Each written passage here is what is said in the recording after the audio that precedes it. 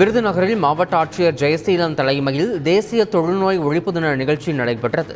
தொழுநோய் விழிப்புணர்வு உறுதிமொழியை ஆட்சியர் வாசிக்க அங்கிருந்த மாணவிகள், அரசு அலுவலர்கள் ஆகியோர் உறுதிமொழியை ஏற்றுக்கொண்டனர். இதனைத் தொடர்ந்து தொழுநோய் ஒழிப்பு தின பேரணி நடைபெற்றது. அப்போது அந்த வழியாக சென்ற அமைச்சர் KKSSR ராமச்சந்திரன் பேரணியில் கலந்து கொண்ட மாணவிகளுக்கு வாழ்த்து தெரிவித்தார். நாமக்கல் மாவட்டம் ஆனங்கூரில் உள்ள ரயில்வே கேட் அடைக்கப்பட்ட நிலையில் கேட் ஒயர் அறுந்ததால் கேட்டை திறக்க முடியாத சூழல் உருவாகியுள்ளது. இதன் காரணமாக வாகனங்கள் ஏதும் செல்ல முடியாததால் போக்குவரத்து பாதிக்கப்பட்டுள்ளது. இதனால் சேலம் மாவட்டம் சங்ககிரி சென்று அங்கிருந்து திருச்செங்கோடு செல்ல வேண்டிய சூழல் உருவாகியுள்ளது. இதனையடுத்து ரயில்வே ஊழியர்கள் கேட்டை சரி செய்யும் பணியில் ஈடுபட்டுள்ளனர். திருவண்ணாமலை மாவட்டம் வந்தவாசியின் பல்வேறு பகுதிகளில் 4,75,00,000 ரூபாய் மதிப்பீட்டில் தார் சாலை அமைக்கும் பணிகள் நடைபெற்று வருகின்றன. இதனால் சாலையோர கடை வியாபாரிகள் ஆக்கிரமிப்புகளை அகற்ற வேண்டுமென கடந்த 20 நாட்களுக்கு முன் நெடுஞ்சாலைத்துறையினர் நோட்டீஸ் அளித்தனர். இந்நிலையில் வியாபாரிகள் அகற்றாததால் நெடுஞ்சாலைத்துறை அதிகாரிகள் ஆக்கிரமிப்புகளை அகற்றினர். திண்டிவனம் பகுதியில் ஆக்கிரமிப்புகளை அகற்றிய அதிகாரிகளுடன் வியாபாரிகள் வாக்குவாதத்தில் ஈடுபட்டதால் பரபரப்பு ஏற்பட்டது. அங்குள்ள நேரு வீதி பகுதியில் மேம்பாலம் அமைக்கப்பட உள்ளதை ஒட்டி ஆக்கிரமிப்புகள் அகற்றப்பட்டு வருகின்றன. இந்நிலையில் அளவீடு செய்த பிறகு ஆக்கிரமிப்புகளை அகற்ற வேண்டும் என கூறி வியாபாரிகள் அதிகாரிகளுடன் வாக்குவாதத்தில் ஈடுபட்டனர். தூத்துக்குடி மாவட்டம் சாத்தான்குளம் அருகே பேருந்து படிக்கட்டுகளில் தொங்கியபடி மாணவர்கள் ஆபத்தான முறையில் பயணம் செய்து வருகின்றனர். தட்டார்மடம் பகுதியைச் சேர்ந்த பள்ளி, கல்லூரி மாணவர்கள் திசையன்விளை, பொம்மடிக்கோட்டை ஆகிய பகுதிகளில் உள்ள கல்வி நிறுவனங்களுக்கு சென்று கல்வி பயின்று வருகின்றனர். இந்நிலையில் போதிய பேருந்து வசதி இல்லாததால் ஆபத்தான முறையில் படிக்கட்டுகளில் மாணவர்கள் பயணம் செய்து வருகின்றனர். தேனி மாவட்டம் காமையகவுண்டன்பட்டியில் மகாத்மா காந்தி சுதந்திர போராட்ட பிரச்சாரம் நடத்தியிருக்கிறார். காந்தியின் மறைவுக்கு பின் அவரது அஸ்தியை இங்கு கொண்டு வந்து அஞ்சலி செலுத்திவிட்டு சுருளி அருவியில் கரைத்தனர். காந்திக்கு அஞ்சலி செலுத்திய இடத்தில் கட்டப்பட்ட மகாத்மா காந்தி ஆலயத்தில் 77வது காந்தி நினைவு தினத்தை முன்னிட்டு மலர்தூவி மரியாதை செய்யப்பட்டது. கடலூர் மாவட்டம் பேரணாம்பட்டு பகுதியில் சாலை நடுவே அமைந்துள்ள மின் கம்பங்களை அகற்றாமல் புதிய சாலை அமைக்கப்பட்ட சம்பவம் அரங்கேறியுள்ளது. அதேபோல சில இடங்களில் சாலைக்காக 24 அடி அகலம் கொண்ட இடம் இருந்தும் வெறும் 15 அடியிலேயே மின்கம்பங்கள் அமைக்கப்பட்டதால் புதிய சாலையும் 15 அடிக்கு மட்டும் போடப்பட்டுள்ளதால் ஊர் மக்கள் குற்றச்சாட்டு தெரிவித்துள்ளனர்.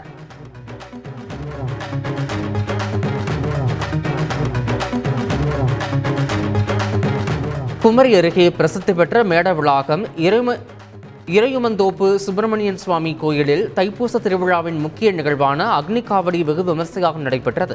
இதில் ஏராளமான பக்தர்கள் பங்கேற்று அலகு குத்தியும் தீக்குண்டம் இறங்கியும் நேர்த்திக்கடன் செலுத்தினர். திருவாவூர் முருகன் கோவிலில் செவ்வாய்க்கிழமை வழிபாட்டிற்காக ஏராளமான பக்தர்கள் நீண்ட வரிசையில் காத்திருந்தனர். அப்போது காத்திருப்பு மண்டபத்தின் மேற்கூரைக்குள் பாம்பு ஒன்று புகுந்ததால் பக்தர்கள் அச்சத்துடன் அலறி அடித்து ஓடினர். இதுகுறித்த தகவலின் பேரில் சம்பவ இடத்திற்கு சென்ற தீயணைப்பு வீரர்கள் பாம்பை பிடித்து வனப்பகுதியில் விட்டனர்.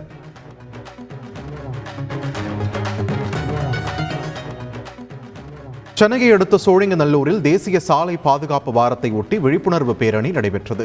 அப்போது போக்குவரத்து விதிமுறைகளை பின்பற்ற இருசக்கர வாகன ஓட்டிகளுக்கு பதாகைகள் மூலம் விழிப்புணர்வு ஏற்படுத்தப்பட்டது.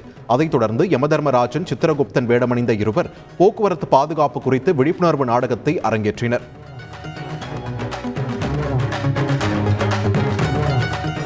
ராணிப்பேட்டை மாவட்டம் ஆற்காடு அருகே உள்ள அரசு ஆரம்ப சுகாதார நிலையத்தில் தமிழ்நாடு சட்டப்பேரவை மதிப்பீட்டுக் குழுவினர் ஆய்வு மேற்கொண்டனர். புதுப்பாடி கிராமத்தில் உள்ள அந்த ஆரம்ப சுகாதார நிலையத்தில் ஆய்வு மேற்கொண்ட போது அதே ஊரைச் சேர்ந்த பெண் ஒருவர் இந்த சுகாதார நிலையத்தில் போதிய உபகரணங்கள் இல்லை என்றும் மருத்துவர்கள் சரிவர சிகிச்சை அளிப்பதில்லை என்றும் புகார் தெரிவித்தார்.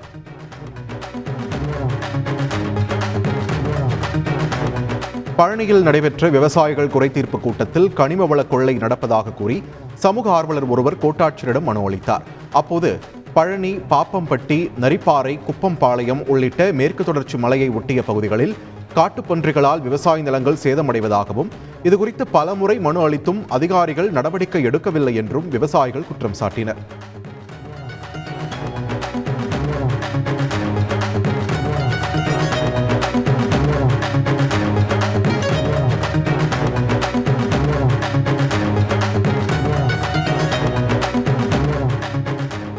கர்நாடக மாநில எல்லையில் உள்ள பன்னார்கட்டா தேசிய பூங்காவில் வேதா என்ற யானை ஆண்குட்டியை ஈன்றுள்ளது. இது வேதா யானைக்கு பிறந்த 5வது குட்டியாகும். ஏற்கனவே வேதா யானைக்கு சம்பா, ஐராவத், ஸ்ருதி, ஐஹில்யா என்று 4 குட்டிகள் பிறந்துள்ள நிலையில் தற்போது ஈன்ற குட்டியானது 120 கிலோ முதல் 130 கிலோ எடை கொண்டது என்றும் ஆரோக்கியமாக உள்ளதாகவும் பூங்கா ஊழியர்கள் தெரிவித்தனர்.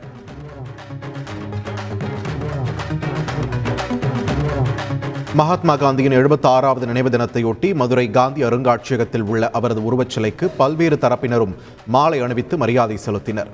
மேலும் அங்கு காந்தி அஸ்தி வைக்கப்பட்டுள்ள இடத்தில் பள்ளி மாணவ மாணவிகள் மலர் தூவி அஞ்சலி செலுத்தினர்.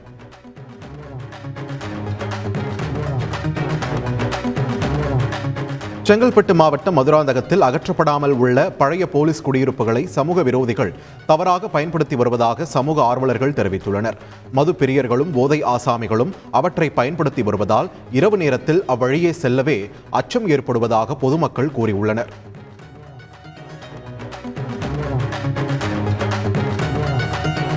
சென்னை திருவொற்றியூரில் மூச்சுத்திணறல் பாதிப்பால் அவதியடைந்து வந்த மாணவி தூக்கிட்டு தற்கொலை செய்து கொண்டார்.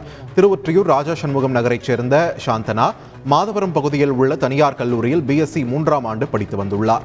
இந்நிலையில் அவருக்கு மூச்சிறைப்பு பாதிப்பு இருந்ததாக கூறப்படுகிறது. இதனால் அவதியடைந்து வந்த அவர் வீட்டில் யாரும் இல்லாத நேரத்தில் தூக்கிட்டு தற்கொலை செய்து கொண்டதாக கூறப்படுகிறது.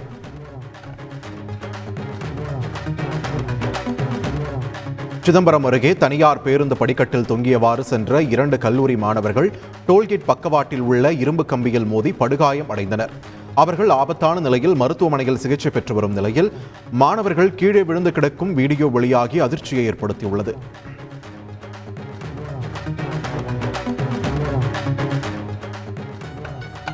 கன்னியாகுமரி மாவட்டம் பூதப்பாண்டி பேரூராட்சிக்குட்பட்ட திருட்டுவிளை பகுதியைச் சேர்ந்த சுந்தரம் வீடு பெயர் மாற்றம் செய்வதற்காக மனு அளித்திருந்த நிலையில் அதற்கு பேரூராட்சி செயல் அலுவலர் பாலசுப்ரமணியம் 10,000 ரூபாய் லஞ்சம் கேட்டதாக கூறப்படுகிறது.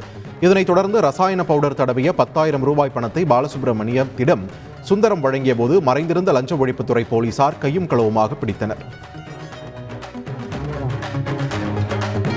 ராமநாதபுரம் மாவட்ட விவசாயிகள் குறைதீர் கூட்டத்தில் குறைகளை கூற வாய்ப்பளிக்கவில்லை என்று விவசாயிகள் தெரிவித்துள்ளனர். ராமநாதபுரம் மாவட்ட ஆட்சியர் அலுவலகத்தில் மாவட்ட விவசாயிகள் குறைதீர் நாள் கூட்டம் நடைபெற்றது. அதில் பங்கேற்ற விவசாயிகள் தங்களது கருத்துக்களை அதிகாரிகள் கேட்பதில்லை என்று கூறி பாதியில் வெளியேறினர்.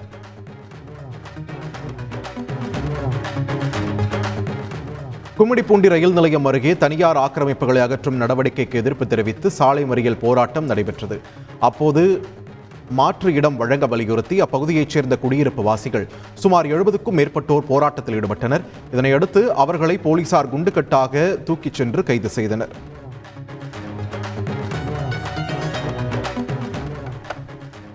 புதுச்சேரியில் மீன் வளர்ப்புக்காக இறைச்சி கழிவுகளை கொட்டுவதற்கு எதிர்ப்பு தெரிவித்து நடைபெற்ற உண்ணாவிரதத்தில் ஏராளமானோர் கலந்து கொண்டனர். திமுக சார்பில் நடைபெற்ற போராட்டத்தில் சட்டமன்ற எதிர்க்கட்சித் தலைவர் சிவா, தொகுதியின் சட்டமன்ற உறுப்பினர் சம்பத் உள்ளிட்ட 200க்கும் மேற்பட்டோர் கலந்து கொண்டனர்.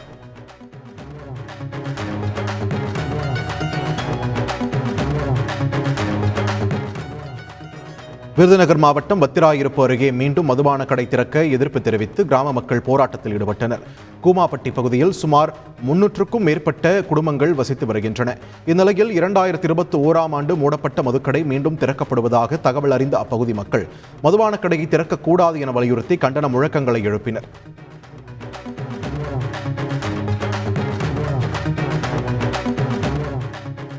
உதகை அரசு தாவரவியல் பூங்காவில் பூத்துக் குலுங்கும் சீன நாட்டு பவுலூனியா மலர்கள் பார்வையாளர்களை வெகுவாக கவர்ந்து வருகிறது. சீனாவை தாயகமாக கொண்டுள்ள இந்த மரங்கள் குளிர்காலத்தில் மட்டுமே பூக்கக்கூடிய தன்மை கொண்டவை. லேசான வெளிர் நிறத்தில் காட்சியளிக்கும் இந்த மலர்கள் குடுவை வடிவில் பூத்துள்ளன. இதனை சுற்றுலா பயணிகள் ஆர்வத்துடன் கண்டு ரசித்து புகைப்படம் எடுத்துச் செல்கின்றனர். மகாத்மா காந்தி நினைவு தினத்தை ஒட்டி சென்னையில் போக்குவரத்து போலீசார் சிக்னல்களை நிறுத்தி மௌன அஞ்சலி செலுத்தினர். ராஜாஜி சாலை, காமராஜர் சாலை, அண்ணா சாலை, பூந்தமல்லி நெடுஞ்சாலை உள்ளிட்ட பகுதிகளில் உள்ள சிக்னல்களை சரியாக 11 மணிக்கு 2 நிமிடம் நிறுத்திய போக்குவரத்து போலீசார் மௌன அஞ்சலி செலுத்தினர். அவர்களுக்கு வாகன ஓட்டிகளும் பொதுமக்களும் முழு ஒத்துழைப்பு அளித்து அஞ்சலி செலுத்திச் சென்றனர்.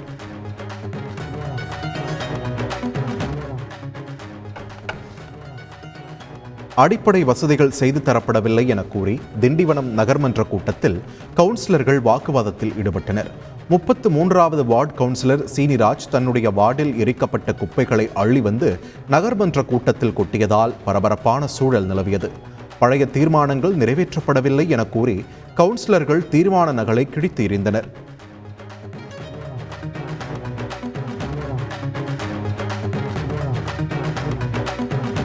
தஞ்சாவூர் மாவட்டம் பாபநாசம் அருகே கொள்ளிடம் ஆற்றுப்பகுதியில் வசிக்கும் மக்கள் உயர்மட்ட பாலம் இல்லாததால் ஆற்றை சாலை போன்று பயன்படுத்தி வருகின்றனர்.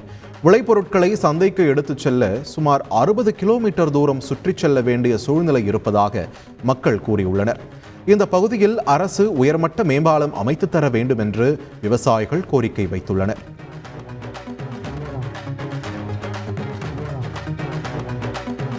நாமக்கல் மாவட்டம் குமாரபாளையத்தை தேர்வுநிலை நகராட்சியாக தரம் உயர்த்துவது தொடர்பாக நகர்மன்ற கூட்டத்தில் தீர்மானம் நிறைவேற்றப்பட்டது.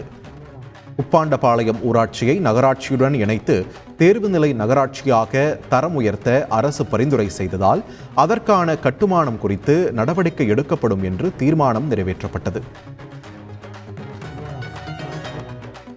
சேலம் மாவட்டம் ஓமலூர் அருகே 70 வயது மூதாட்டி கைகளில் கல்லை கட்டியபடி சடலமாக மீட்கப்பட்டார்.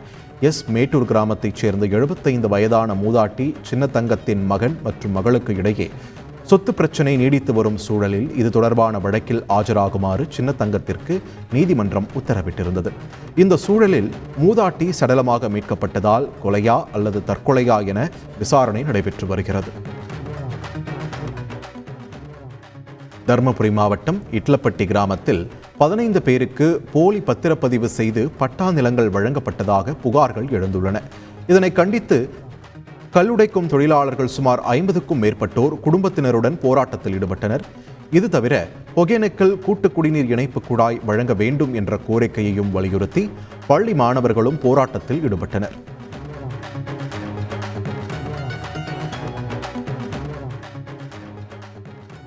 தூத்துக்குடி மாவட்ட ஆட்சியர் அலுவலகம் அருகே உள்ள கோரம்பள்ளம் பேருந்து நிறுத்தத்தில் மனைவியை அரிவாளால் வெட்டிவிட்டு கணவர் உட்பட 3 பேர் தப்பி ஓடினர். அள்ளிக்குளம் பகுதியைச் சேர்ந்த அமராவதி என்ற பெண்ணை குடும்ப தகராறு காரணமாக வெட்டப்பட்டதாக கூறப்படுகிறது. இதையடுத்து தூத்துக்குடி அரசு மருத்துவக் கல்லூரி மருத்துவமனையில் அப்பெண் தீவிர சிகிச்சையில் உள்ள நிலையில் தப்பி ஓடிய கணவர் குணா உட்பட 3 பேரை போலீசார் தீவிரமாக தேடி வருகின்றனர்.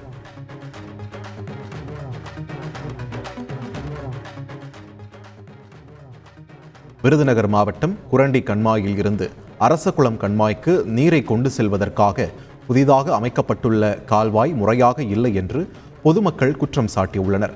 இதனால் மழைக்காலங்களில் பயிர்கள் நீரில் மூழ்கி வீணாவதாகவும் கால்வாயில் போதிய அளவு நீரை தேக்க முடியவில்லை என்றும் விவசாயிகள் தெரிவித்துள்ளனர். மேலும் குரண்டி மேலக்கண்மாயை ஆக்கிரமித்து சாலை அமைக்கப்பட்டுள்ளதாகவும் அவர்கள் குற்றம் சாட்டியுள்ளனர். ஈரோடு மாவட்டம் பெருந்துறை சிப்காட் பொது சுத்திகரிப்பு நிலையத்தில் திடக்கழிவுகள் புதைக்கப்பட்டிருப்பதாக எழுந்த புகாரை அடுத்து மாசு கட்டுப்பாட்டு வாரிய அதிகாரிகள் ஆய்வு மேற்கொண்டனர். மாவட்ட சுற்றுச்சூழல் பொறியாளர் வனஜா நேரில் ஆய்வு மேற்கொண்டு மாதிரிகளை ஆய்வுக்காக அனுப்பி வைத்தார். ஆய்வின் முடிவில் திடக்கழிவுகள் என உறுதி செய்யப்பட்டால் உரிய நடவடிக்கை எடுக்கப்படும் என்று அவர் தெரிவித்தார். காளையார் கோவில் அருகே கொள்ளையரால் தாக்கப்பட்டு தனியார் மருத்துவமனையில் சிகிச்சை பெற்று வரும் ஒரே குடும்பத்தைச் சேர்ந்த 5 நபர்களை அமைச்சர் பெரிய கருப்பன் நேரில் சந்தித்து ஆறுதல் கூறினார். அரசு நிதி மற்றும் சொந்த நிதியிலிருந்து இதுநாள் வரையிலான மொத்த மருத்துவ செலவினை அமைச்சர் செலுத்தினார். இனியாகும் மருத்துவ செலவுகள் அனைத்தையும் தானே ஏற்பதாக பாதிக்கப்பட்டவர்களிடம் அமைச்சர் பெரிய கருப்பன் தெரிவித்தார்.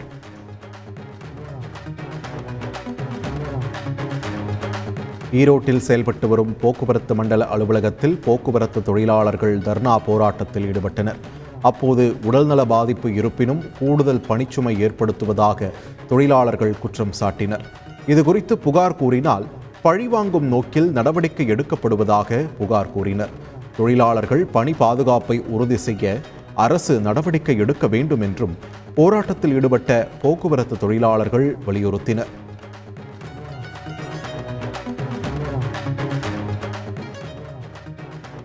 பள்ளி ஆண்டு விழாவில் தமது நண்பரை நினைத்து தேம்பி தேம்பி கண்ணீர் விட்டு அழுதுள்ளார் முன்னாள் அமைச்சர் கடம்பூர் ராஜு. தூத்துக்குடி மாவட்டம் கோவில்பட்டி அருகே கடம்பூரில் உள்ள இந்து நாடார் மேல்நிலைப் பள்ளியில் முப்பெரும் விழா நடைபெற்றது. இதில் சிறப்பு விருந்தினராக பங்கேற்ற முன்னாள் அமைச்சர் கடம்பூர் ராஜு தமது நண்பரான இந்து நாடார்கள் உறவின் முறை முன்னாள் பொதுச் செயலாளர் காளிராஜன் உருவப்படத்தை திறந்து வைத்து மரியாதை செலுத்தினார். அப்போது திடீரென தனது நண்பரை நினைத்து தேம்பி தேம்பி கண்ணீர் விட்டு அழுதார்.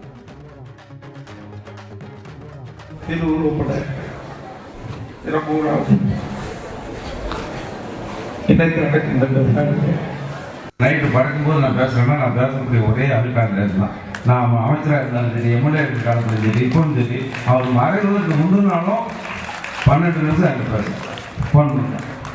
ஒரு நண்பருக்கு இலக்கணம் என்று சொன்னால் இனிமேல் இந்த ஜென்மத்தில் அவரை தவிர யாரும் பார்க்கணும். வேலை முடித்து வீட்டிற்கு சென்று கொண்டிருந்த 2 கட்டட தொழிலாளிகள் மீது தனியார் பேருந்து மோதியதில் இருவரும் உயிரிழந்தனர். நெல்லை மாவட்டம் அம்பை அருகே வசித்து வரும் 52 வயதான அருள்ராஜ், 25 வயதான மாதவன் கட்டட தொழிலாளிகளாக பணிபுரிந்து வந்தனர். வழக்கம் போல பணியை முடித்துவிட்டு இருவரும் பைக்கில் சென்று கொண்டிருந்த போது அடைய கருங்குளம் அருகே தனியார் பேருந்தும் பைக்கும் நேருக்கு நேர் மோதின. இதில் அருள், மாதவன் இருவரும் தூக்கி வீசப்பட்டு சம்பவ இடத்திலேயே பலியாகினர். விக்ரமசிங்கபுரம் போலீசார் தொடர்ந்து விசாரணை நடத்தி வருகின்றனர்.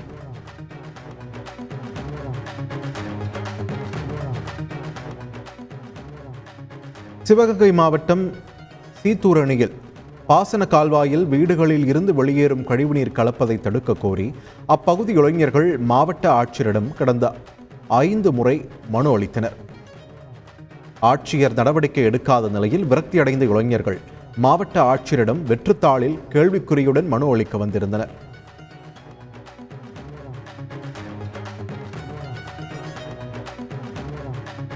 திருவள்ளூர் மாவட்டம் பெரியபாளையம் அருகே டிராக்டர் மீது இருசக்கர வாகனம் மோதிய கோர விபத்தில் கல்லூரி மாணவர்கள் இருவர் சம்பவ இடத்திலேயே உயிரிழந்தனர்.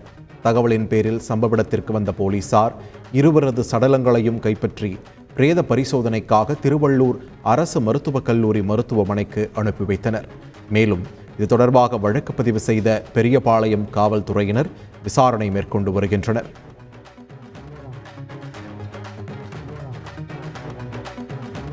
சென்னை திருவிக மண்டலத்திற்குட்பட்ட பகுதிகளில் புதிய பள்ளி கட்டடம் கட்டுவதற்கான அடிக்கல் நாட்டும் விழா அமைச்சர் சேகர் பாபு தொடங்கி வைத்தார். சிங்கார சென்னை 2.0 திட்டத்தின் கீழ் புளியந்தோப்பு சென்னை உருது பெண்கள் தொடக்கப் பள்ளியில் 1.9 கோடி ரூபாய் மதிப்பீட்டில் புதிதாக பள்ளி கட்டடம் கட்டப்பட உள்ளது.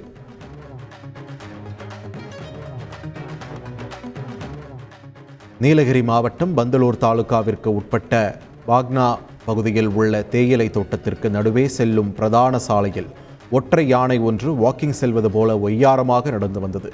இந்நிலையில் யானைக்கு முன்பாக மக்கள் யாரும் நடமாடுவதை தவிர்ப்பதற்காக வனத்துறையினர் வாகனமும் எச்சரிக்கை விட்டவாறு சென்றனர். இந்த காட்சி சமூக வலைதளங்களில் வைரலாகி வருகிறது.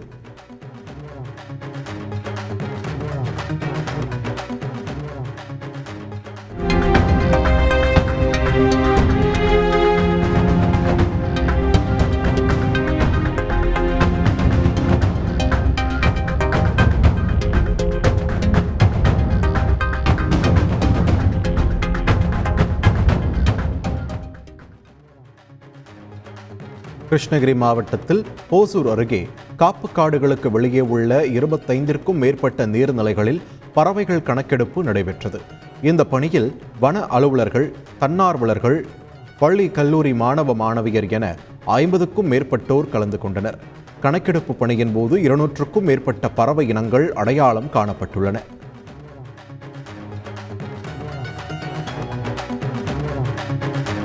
திருப்பத்தூர் மாவட்டம் வாணியம்பாடி ஆற்றுமேடு பகுதியில் இயங்கி வரும் தனியார் பள்ளியின் 24வது ஆண்டு விழா மாணவர்களின் பரதநாட்டியத்துடன் தொடங்கியது. தொடர்ந்து மாணவர்கள் நிகழ்த்திய சாகசங்கள் பார்வையாளர்களை வெகுவாக கவர்ந்தது.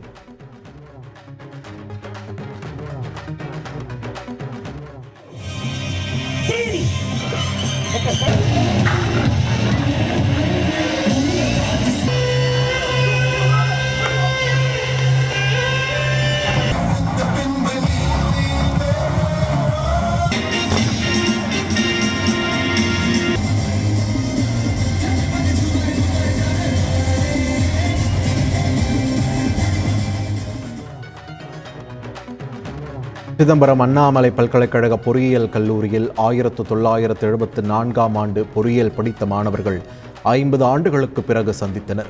குடும்பத்தினருடன் வந்திருந்தவர்கள் ஒருவரை ஒருவர் சந்தித்து நெகிழ்ச்சியுடன் நலம் விசாரித்துக் கொண்டனர்.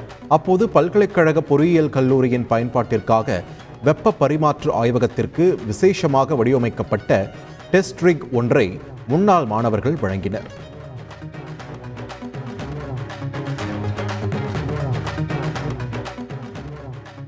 பெண் ஊராட்சி மன்ற தலைவரை மிரட்டியதாக இளைஞரை வன்கொடுமை சட்டத்தின் கீழ் போலீசார் கைது செய்தனர். வேலூர் மாவட்டம் குடியாத்தம் ஒன்றியம் நெல்லூர்பேட்டை ஊராட்சி மன்ற தலைவர் வள்ளிநாயகிக்கும் தமிழ்ச்செல்விக்கும் முன்விரோதம் இருந்துள்ளது. இந்நிலையில் தமிழ்ச்செல்வியின் மகன் பிரபானந்தன் சாதி பெயரிட்டு வள்ளிநாயகிக்கு மிரட்டல் விடுத்ததாக கூறப்படுகிறது. இது தொடர்பாக வள்ளிநாயகி கொடுத்த புகாரின் பேரில் குடியாத்தம் நகர போலீசார் பிரபானந்தன் மீது வன்கொடுமை சட்டத்தின் கீழ் வழக்கு பதிந்து அவரை கைது செய்து விசாரணை மேற்கொண்டுள்ளனர்.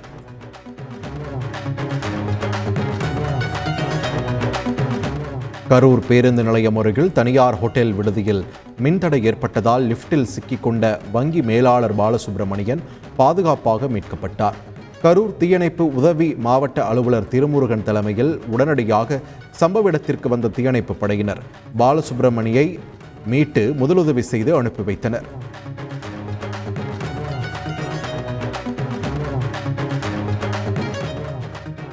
நெல்லை வழியாக இயக்கப்படும் தாம்பரம் நாகர்கோவில் சிறப்பு ரயில் சேவை மேலும் 2 மாதங்களுக்கு நீட்டிக்கப்பட்டுள்ளது. இதன்படி நாகர்கோவிலில் இருந்து மாலை 4:35 மணிக்கு புறப்படும் தாம்பரம் சிறப்பு ரயில் பிப்ரவரி 4, 11, 18, 25 மற்றும் மார்ச் 3, 10, 17, 24, 31 ஆகிய ஞாயிற்றுக்கிழமைகளில் இயக்கப்பட்டு மறுநாள் அதிகாலை 4:10 மணிக்கு தாம்பரம் வந்து சேரவுள்ளது. மறுமார்க்கத்தில் தாம்பரத்தில் இருந்து காலை 8 மணி அளவில் புறப்படும் நாகர்கோவில் சிறப்பு ரயில் பிப்ரவரி 5, 12, 19, 26, மார்ச் 4, 11, 18, 25 மற்றும் ஏப்ரல் 1 ஆகிய திங்கட்கிழமைகளில் இயக்கப்பட்டு இரவு 8:55 மணிக்கு நாகர்கோவில் வந்து சேரும் என்றும் இதற்கான முன்பதிவு புதன்கிழமை காலை 8 மணி முதல் துவங்க உள்ளதாகவும் கூறப்பட்டுள்ளது.